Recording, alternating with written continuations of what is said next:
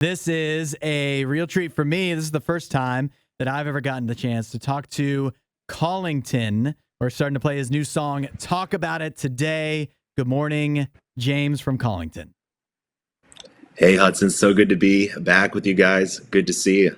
Yes, it is good to see you as well. So, James, the first question I have for you is, I've followed you on social media and stuff. So I get that you live in California now, but you're a New England guy at heart, right? That's correct. You can take the boy out of New England, but you can't take the New England out of the boy. Dunkin' Donuts, Boston sports. Let's go. Yes. I got to ask, I mean, I know you moved to California. I'm sure you love it there, but what is one thing you miss about New England life? Oh, man. Honestly, it's my family. All my family's out there still. That's what I miss the most. But in terms of tangible goods, there's something about just the food out there. I love the food out there. I had to go gluten-free a few years ago, so like bagels and pizza are now off the table. But Oh, no. yeah, there's some really, really good restaurants where I'm from. Yeah. Let me. One thing I've picked up on about New England, I'm not from there, but I have family there and stuff, is that everybody thinks that New England, I guess their picture of New England is Boston, and they think that all New England is like Boston. But what I found is that Connecticut and Rhode Island and Massachusetts, they're all massively different. Do you I mean, there's some things that are the same, but would you agree with that? I agree. Yeah, they are pretty different. I mean, we're for the small. I'm from Rhode Island, so smallest state, longest name, 3% bigger at low tide. It's just like its own thing. And then every state is known for their own thing, except for Maine. Everybody, you can make fun of Maine, right? So, yeah. Maine is the butt of the New England joke. So how long ago did you move from New England, from I guess Rhode Island, to California? Yeah, probably about 4 years ago, over 4 years ago now. So 4 years ago. Where along that time frame, I know you lost your voice for some period of time. When did that happen? So I lost my voice for, I want to say maybe 8 to 12 months, and we're talking around 2022. It was just because that's just how I make a living, is singing in different capacities. And yeah, it was probably the worst experience ever. And so I went to the doctor. They gave me the camera down the nose, and they're looking around, and I was seeing a vocal coach at the time, and she's like, they're going to tell you it's acid reflux, or just something like that. She's like, don't believe them. That's always a lie. And then lo and behold, that's what it was. I got the wedge pillow and started putting myself up. One time I was going from Canada back into New York, and I forgot my wedge pillow, so I had to go back over to Border Patrol. They're like, why are you coming to Canada? I was like, I need my wedge pillow. And I got completely searched because of that answer. Yeah, it's just a few things I was able to correct, and I was just under a lot of stress and a lot of pressure at the time. So it was just kind of a bunch of things boiled over at once.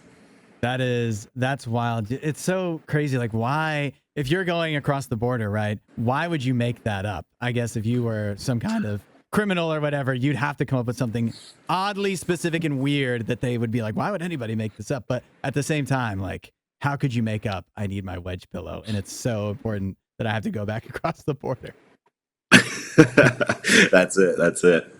That is amazing. Well, it's great news that you were able to recover from that, and now you've been able to keep on making music, which I'm assuming at some point along that timeline, probably felt like it was unrealistic. But let me ask you, and this, I feel like this is a complicated question for a lot of us, but what makes you keep making music? Because the simple answer for many would probably be, it's your job. If you ask, why do you keep doing your job? Because I need a job. But what is it that keeps you in music and not going, well, maybe I'll just get a straight job? What is it about music that keeps calling to you?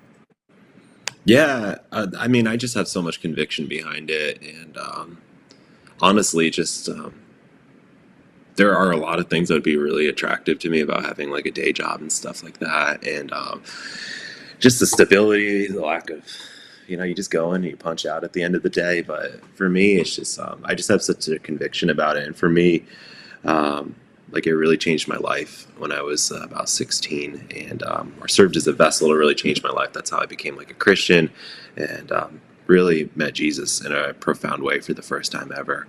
And so I just have so many convictions, and if I can be a part of that journey for people in some small way, then that's a home run for me at the end of the day.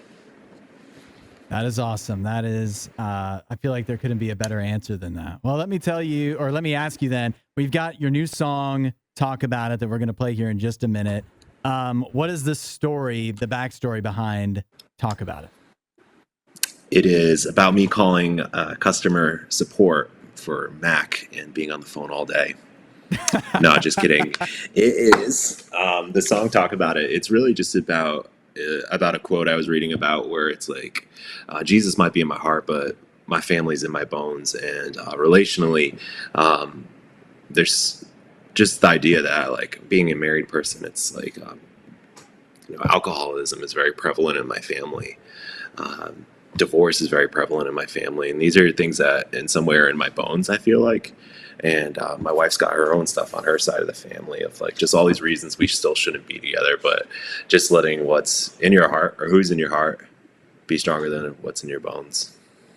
I love that. I love that. Well, I think that's a great lead into the new song, Talk About It. So let's go ahead and play it. James from Collington, thanks so much for spending some time with us today.